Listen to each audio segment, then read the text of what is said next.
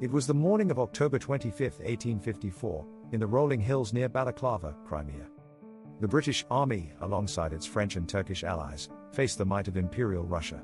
Among them was a proud cavalry force, the Light Brigade, 600 horsemen armed with sabers and lances. What happened that day would become one of the most iconic and tragic moments in military history. The battle began with confusion. Russian forces had captured British guns on the hills. A British commander, Lord Raglan, wanted the Light Brigade to stop the Russians from taking those guns. But his written order was vague, and by the time it reached the field, it had been misunderstood. The cavalry officers thought they were being ordered to charge directly into the valley. They were heading toward a heavily fortified Russian artillery battery, more than a mile away. It was suicide. But orders were orders. At the head of the brigade rode Lord Cardigan, proud and unflinching. He drew his saber. 600 men began their advance, a line of shining steel and galloping horses. Almost immediately, the Russian guns opened fire.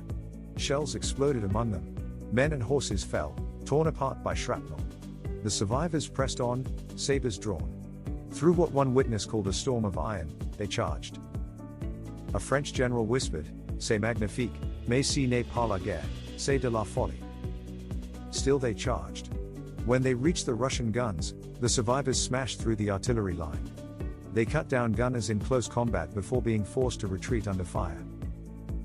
Barely a third of them made it back alive. In just 20 minutes, over 110 men were killed. Nearly 160 were wounded. More than 350 horses lay dead on the field. The charge achieved nothing militarily, but it burned itself into legend. News of the disaster shocked Britain. Outrage turned to awe. Alfred, Lord Tennyson immortalized their courage in his poem, The Charge of the Light Brigade.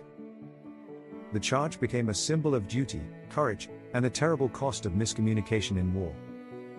Thank you for watching.